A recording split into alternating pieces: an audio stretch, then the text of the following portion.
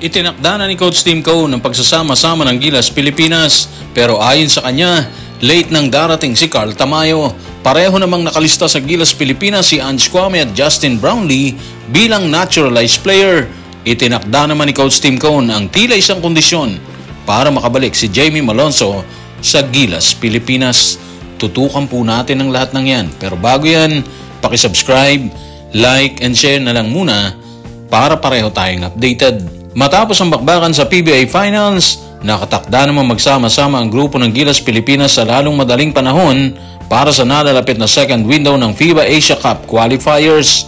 At base kay Coach Tim Cone, inaasahan niyang darating ang lahat ng kasama sa pool, subalit hindi niya itinanggi na darating na late si Carl Tamayo. Narito ang kanyang pahayag. Tutukan natin si Coach Tim sa report ni Jerry Ramos sa Spain. Magsasama-sama kami sa 15. Yung SMB kasi at Meralco, may EASL sila sa 13. At ang pinakamaaga na pwede kami magsama-sama sa 15. Inaasahan ko ang lahat na darating. Si Carl Tamayo, sa tingin ko, darating siyang late mula sa Korea dahil meron pa siyang game sa 14th. So ayun na po yun, 15th ng November ang nakatakda nilang pagsasama-sama para sa training ng Gilas Pilipinas. Medyo maliit na po yung panahon, hindi ba? Pero parang sanay na tayo sa ganyan kasi dati yung Asian Games parang halos isang linggo lang din sila doon. Pero nanalo naman tayo ng gold. Of course, hindi naman natin sinabi na ganun din yung mangyayari. Pero wala na rin kasing option si Coach Tim Cone. Lahat sila busy, lahat may commitment. So expected na talaga yun na konti lang yung panahon nila dyan. Si Carl Tamayo, malilate pa siya ng konti. Pero excuse yun eh. Normal naman yun kasi nga may laban pa siya sa 14th. And tingin naman natin, konting hasa na rin lang siguro sila dyan. Kasi batayan ni Coach Tim Cone yung last na pagsasama-sama nila sa qualifiers eh. Yung laban sa Hong Kong and of course sa Chinese Taipei. Lumaban din sila sa OQT sa Latvia. So halos sila din lang naman yun maliban kay AJ Edu. Kaya tingin natin, andun pa rin yung chemistry ng team. And hopefully sa mga pinakita ng ating mga player overseas like si Kai Soto, AJ Edu at Carl Tamayo, maging maganda yung resulta natin dito.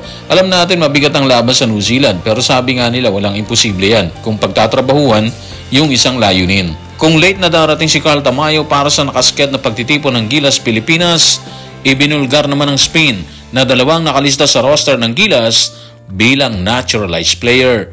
Ayon sa report, si Brownlee at Ange Kwame ay parehong nasa listahan ng FIBA sa kasalukuyan.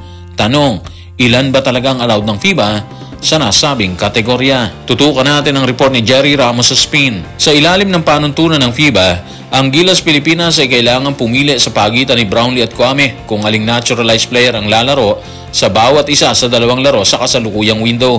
Sinabi ni Dean ang pagkakaroon ng maraming naturalized na manlalaro sa unang pool na isinumita sa FIBA ay pinapayagan hanggang sa bisperas ng laro kung saan gaganapin ang isang technical meeting para i-finalize ang roster. So base sa report, allowed na maglista ang Gilas ng dalawang naturalized player.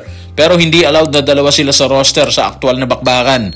Isa lang talaga dapat. Ibig sabihin, pagpipilian sina Brownlee at Kwame ng SBP kung sino talaga ang pwedeng sumagupa sa New Zealand at Hong Kong sa aktual na laban na gaganapin sa November 21 and of course November 24. Dahil dito, hindi pa rin sigurado kung si Brownlee ang lalaro sa Gilas, ganon din kay Kwame. Hindi rin sigurado kung si Kwame ang maglalaro sa qualifiers. Ang malinaw, pipili sa kanilang dalawang SBP or si Coach Tim Cone kung sino ang final na sasabak sa laban. Kung si Ange Kwame mapipili, tingin natin fit din naman siya kasi nga naglalaro siya dito sa Meralco sa EASL. Kung si Brownlee, wala rin naman tayong masasabi sa kanya, di ba?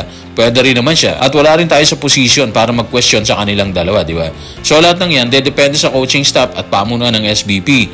Depende sa kanila kung sino huhugutin nila sa dalawa. Katulad ng sinabi natin, pareho silang fit sa position. Pareho silang may talent na posibleng magdala ng panalo sa Gilas Pilipinas.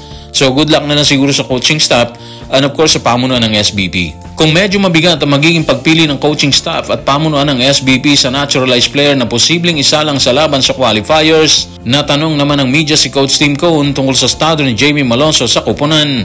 Ang nasabing katanungan ay kaagad sinagot ni Coach Tim Cone. Narito ang kanyang paglalahad sa lagay ni Jamie Malonzo.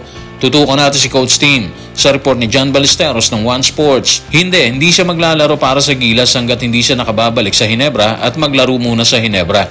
Kailangan maglaro muna siya sa Ginebra bago siya maging available sa Gilas. So kumpirmado na po yun na hindi makakasama talaga sa hanay si Jamie Malonzo kahit nakikita siya sa ilang laban ng Ginebra at TNT nitong nagdaang finals. Malinaw yung sinabi ni Coach Tim Ginebra muna, tsaka na yung Gilas. Ibig sabihin ni Coach Tim, kailangan pakita muna ni Jamie Malonzo na fit talaga siya sa pamamagitan ng test dito sa Barangay Ginebra. So dahil dyan, gusto nating isipin na medyo matatagalan pa talaga siya bago makabalik sa pambansang koponan.